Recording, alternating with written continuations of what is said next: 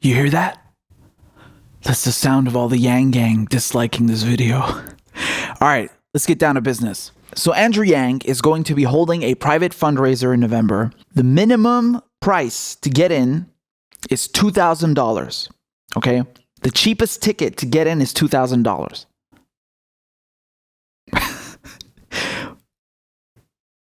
Really? Where do we begin with this? I don't know who out there has $2,000, but I can assure you it is not someone in the working class. Okay? No one, not one person in the working class has $2,000 to spare for that. No one, not a single person. Okay? So what he's done here effectively, what all private fundraising does is close off access to a fine select few individuals. And who are these individuals? We refer to them commonly as the donor class, the 1%. This is what it is. When you go to a private fundraiser, what are you doing? What are you paying for? Are you just throwing money into the air? Are you just giving, Andrew Yang $2,000 because you like his math cap? No, you're doing it because you're buying access. You're buying influence. You're buying private time with Monsieur Yang so you can influence what he's going to do later. This didn't start with Andrew Yang. This is just politics, okay? That's what private fundraisers are for. Now, this is suspect as hell. And I know you're going to see Yang Gang try to rationalize and justify it in every single way possible, okay? But I'm just going to tell you something, man. People in general, okay, are sick and tired of seeing politicians do this kind of stuff. They're sick of seeing politicians run the country from behind closed doors. They're sick of rich people buying access to politicians and influencing the elections and what happens in the country because they have money. They're sick of that. So when they see something like this, it throws up a red flag. People can't help it. It throws up a red flag. It just does, at least for those who are paying attention. So don't come here and try to gaslight people and tell them that they have to shut the fuck up and they have nothing to worry about. No, they do have something to worry about. This is not okay. This is the kind of behavior that status quo politicians engage in. This is the kind of behavior that establishment politicians engage in. Now, sure, you might try and argue that Yang is not an establishment politician. All right. But don't blame people when they react badly to seeing this news. It is a red flag. It is unpleasant. It is shady. $2,000? Who has that money? Even if you implemented Yang's UBI, right? He was talking about the $1,000. Dude, you'd have to sacrifice 2 months of UBI just to get access to your candidate?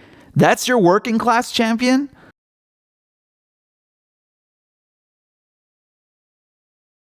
That don't sit right with me. That does not sit right with me. No.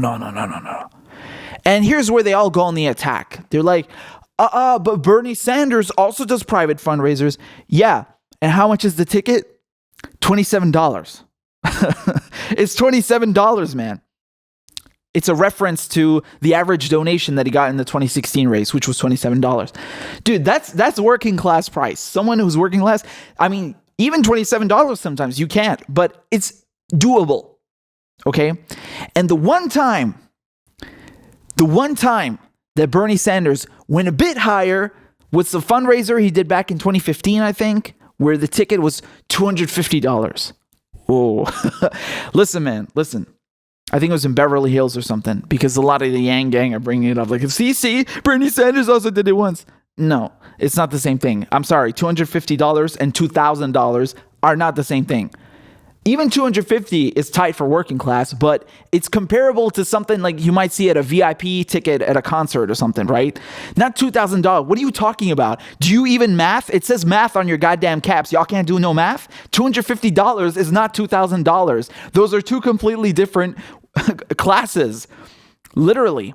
No one in the working class is ever going to afford $2,000 to meet a politician. It's just not happening. Okay? So just by definition, you're already closing off access to the movement that you are pretending to represent. It's not okay, man. It's not okay. Again, stop trying to gaslight people and tell them that this is nothing to worry about and it's just normal. It's not normal. I'm sorry. Now, why is he doing this?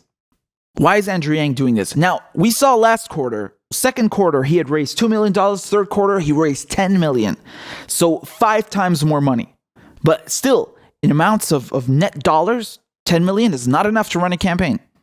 It's just not. Okay, you if you account for expenses, I don't even know what he's left with. Who knows? It's not enough at all. We made this case with Joe Biden, right? But Joe Biden raised 15 million, and then after all expenses were accounted for, he's left with 9 million.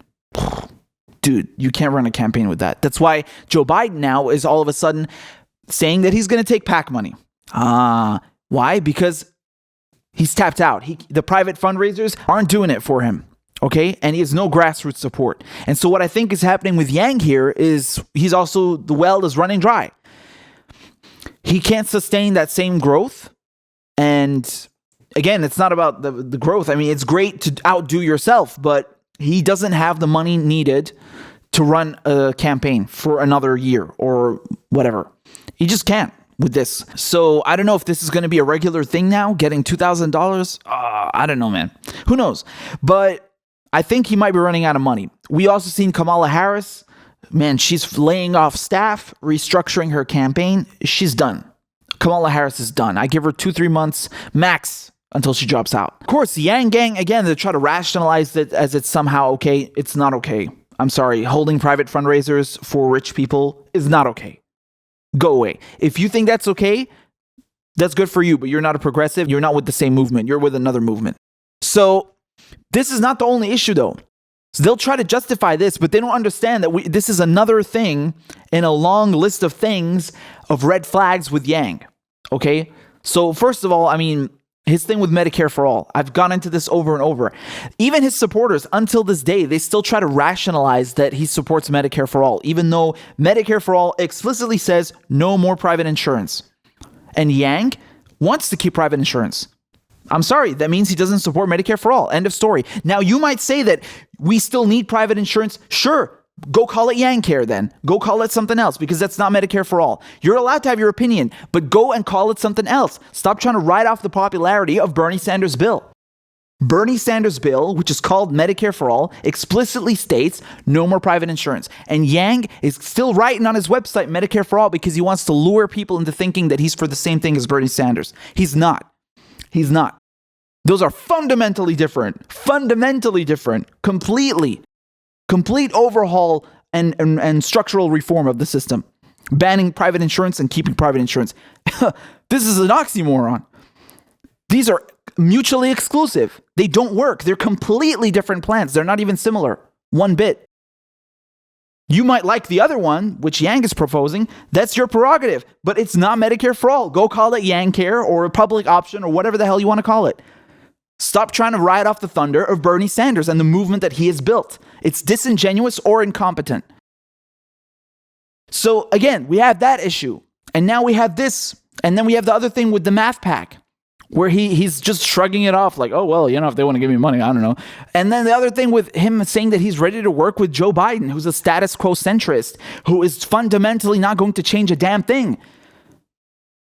Which one do you care more about, changing things or you just want to be in office? Because I don't think Joe Biden is going to let you do anything that you were trying to do. No way. This guy is status quo to the core. He doesn't support any of the same progressive policies. He doesn't want any free college, no Medicare for All, no $15 minimum wage, no Green New Deal, nothing. Nothing. He'll still take corporate money. He's taking PAC money. How the hell are you compatible with that candidate? There's no room for any compatibility whatsoever. He might as well be running for the Republican Party. So I'm sorry, man, but Andrew Yang holding a $2,000 fundraiser, you can try to justify that all you want, but this is not part of the working class movement, and this is nothing to do with Bernie Sanders. So don't come around and tell us that those two candidates are the same thing. They are not. They are fundamentally different. I'm sorry. Bernie Sanders would never do something like this. No, it's not happening. This is out of the question. This is ridiculous, and it's a slap in the face to all the people who are part of the working class movement. It just is. No one can afford this. What is the point of that? Who are you running for? Are you running for working class people or are you not? Make up your mind. Don't shoot the messenger. Don't shoot the messenger. I'm just telling you the facts. It is shady by definition to hold private fundraisers that close off access to lower income middle class people and prioritizes the privileged. That is the embodiment of the status quo. That is a continuation of what people are literally fighting against and they are sick of. So this is an insult to say that Andrew Yang is the same as Bernie Sanders. I mean, I'm sorry. You can support him all you want, but they are not the same.